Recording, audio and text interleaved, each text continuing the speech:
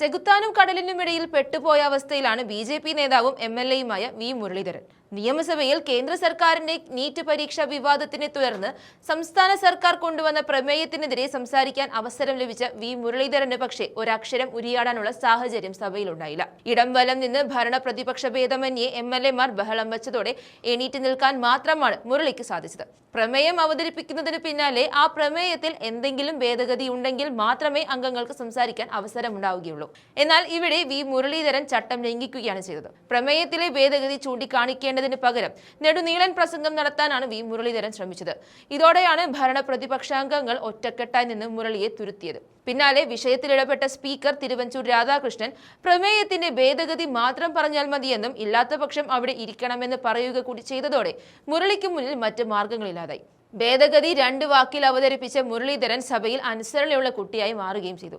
എന്തായാലും നീറ്റ് പരീക്ഷ നടത്തിപ്പിൽ കേന്ദ്ര സർക്കാരിനെതിരായ പ്രമേയം നിയമസഭ പാസാക്കിയത് ചരിത്ര നേട്ടമാണ്. ബി.ജെ.പിയുടെ ഭേദഗതി നിർദ്ദേശങ്ങൾ വോട്ടിനിട്ട് തള്ളിയാണ് പ്രമേയം പാസാക്കിയത്. ക്രമക്കേടിൽ നടപടിയെടുത്ത കേന്ദ്ര സർക്കാരിനെ അഭിനന്ദിക്കണമെന്നായിരുന്നു വി. മുരളീധരന്റെ ആവശ്യം.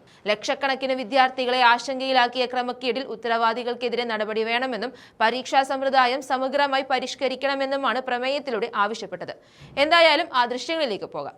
നരേന്ദ്രമോദി സർക്കാർ നടപ്പിലാക്കിയതല്ല. നീറ്റ് നടപ്പിലാക്കാനുള്ള തീരുമാനമുണ്ടായത് 2010-ലാണ് ഇതിനു വേണ്ടിയിട്ടുള്ള നടപടികൾ തുടങ്ങിയത്. 2010 UPA സർക്കാരിന്റെ കാലത്ത് അന്നത്തെ മെഡിക്കൽ കൗൺസിൽ ഓഫ് ഇന്ത്യയും ഡെന്റൽ കൗൺസിൽ ഓഫ് ഇന്ത്യയുമാണ് നോട്ടിഫൈ ചെയ്തത്. അതിനുശേഷം ആദ്യം നടന്ന നീറ്റ് പരീക്ഷ അങ്ങ് ഭേദഗതി പോവുകയോ സാർ ഞാൻ പറയാം. എനിക്ക് മുൻപ് സംസാരിച്ച ബഹുമാന്യനായിട്ടുള്ള അംഗം നീറ്റുമായിട്ട് ഒരു ബന്ധമില്ലാത്ത കാര്യങ്ങളാണ് പറഞ്ഞത്. എനിക്ക് അതിനോട് ആ പറഞ്ഞ കാര്യങ്ങളോട് പരാമർശിക്കാനെങ്കിലും എന്നെ അനുവദിക്കണം സാർ. അപ്പൊ സുപ്രീം കോടതി 2013 സുപ്രീം കോടതി ഭൂരിപക്ഷ തീരുമാനപ്രകാരം അന്ന് നടത്തിയ നീറ്റ് പരീക്ഷ റദ്ദാക്കി അടക്കം ചെയ്തു.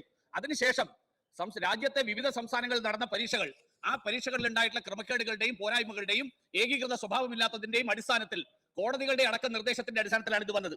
ഞാൻ വിഷയത്തിലേക്ക് ഭേദഗതി മൂവിയാ സാർ. ദേശീയ പരീക്ഷാ ഏജൻസി NTA ചുമതലപ്പെടുത്തിയ ആളുകൾ വരുത്തിയിട്ടുള്ള വീഴ്ചകൾ വന്ന ഉടൻ തന്നെ കേന്ദ്ര സർക്കാർ ശക്തമായിട്ടുള്ള നടപടി സ്വീകരിച്ചു. ബഹുമാന്യനായിട്ടുള്ള പ്രധാനമന്ത്രിയുടെയും വിദ്യാഭ്യാസ മന്ത്രിയുടെയും നേതൃത്വത്തിൽ പുനഃപരീക്ഷ നടന്നു. നരേന്ദ്രമോദി ഒരു കാര്യം തുടക്കം മുതലേ അങ്ങ് ഭേദഗതി മൂവിയോ അങ്ങയുടെ ഭേദഗതി ഇല്ലാതെ പോകുന്നത്. ഇവിടെ ഇതിനു മുൻപുള്ള ഭേദഗതികൾ അവതരിപ്പിക്കുമ്പോ ഈ ബഹളമൊന്നും ഉണ്ടായില്ലല്ലോ. അപ്പൊ അതിനർത്ഥം ജനാധിപത്യപരമായിട്ടുള്ള ചർച്ചയ്ക്ക് ഈ ഭരണപക്ഷമാണെങ്കിലും പ്രതിപക്ഷമാണെങ്കിലും തയ്യാറില്ല എന്നാണ്. എന്ന് പറഞ്ഞാൽ ബലത്തിന്റെ അടിസ്ഥാനത്തിൽ ഇവിടെ കാര്യങ്ങൾ തീരുമാനിക്കണമെന്നുള്ളതാണ്. അതിനോട് ഒരു ജനാധിപത്യ സംവിധാനത്തിൽ യോജിക്കാൻ സാധിക്കില്ല സാർ. അങ്ങ് ചെയർ കേൾക്കോ, ഒരു മിനിറ്റ് അങ്ങ് ചെയർ പറയുന്നത് കേൾക്കോ. അങ്ങയുടെ ഭേദഗതി മൂവ് ചെയ്യാം.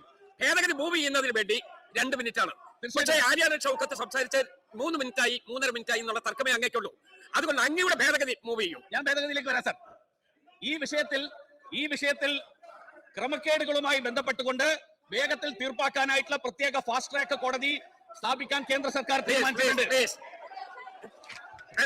ബഹുമാനപ്പെട്ട ശ്രീ മുരളീധരൻ എന്ന മന്ത്രിക്ക് എന്താ പറയാനുള്ളത്? സർ, ഇവിടെ സർക്കാർ ഭാഗത്ത് ഒരു പ്രമേയം വന്നാൽ ആ പ്രമേയത്തിൽ ഇന്ന വരിയിൽ ഇത്രാമത് ഭേദഗതി എന്ന് പറയല്ലാതെ അവിടെ വിശദീകരണ സംസാരത്തിന് യാതൊരു സ്കോപ്പില്ല. അത് നടപടികൾക്കെതിരാണ്. ഇതിൽ പ്രസംഗമില്ല. ഇതിൽ പ്രസംഗമില്ല. ആർക്കും ഒരാൾക്ക് മാത്രമല്ല, ആർക്കും പ്രസംഗമില്ല. അങ്ങനെ പോയിന്റ് പറഞ്ഞ് അവസാനിപ്പിക്കും. ഇത് പ്രസംഗമില്ല എന്ന് പറയുന്നത് കറക്റ്റാണ്. പ്രസംഗമില്ല. ഞാൻ ഒറ്റക്കാരി അവിടെ ഒരു പത്രം കാണിച്ചു. ഞാൻ ഇവിടെ ഒരു പത്രം കാണിക്കുക. PSC പരീക്ഷ, ഈ PSC പരീക്ഷയില് എന്ത് സംഭവിച്ചു അതിനെ കുറിച്ച് എന്താ മിണ്ടാട്ടില്ലാത്തത്?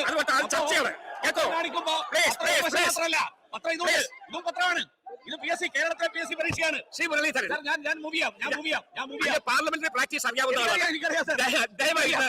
അങ്ങയുടെ ഭേദഗതി മാത്രം മൂവ് ചെയ്യും. ഞാൻ മൂവ് ചെയ്യാം. ഭേദഗതി വരുന്നു എന്ന് പറഞ്ഞ പ്രസംഗം അതില്ലാതെ ഭേദഗതി മൂവ് ചെയ്യും. ഭേദഗതി മൂവ് ചെയ്യാം.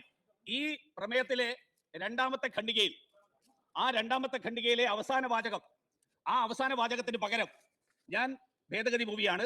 പരീക്ഷാ നടത്തിപ്പിൽ ഏതാനും ചിലർ വരുത്തിയ വീഴ്ചയിൽ സമയോചിതമായും ഫലപ്രദമായും ഇടപെട്ട കേന്ദ്ര സർക്കാരിന്റെയും കേന്ദ്ര ഏജൻസികളുടെയും ഇടപെടലിനെ ഈ സഭ പ്രശംസിക്കുന്നു.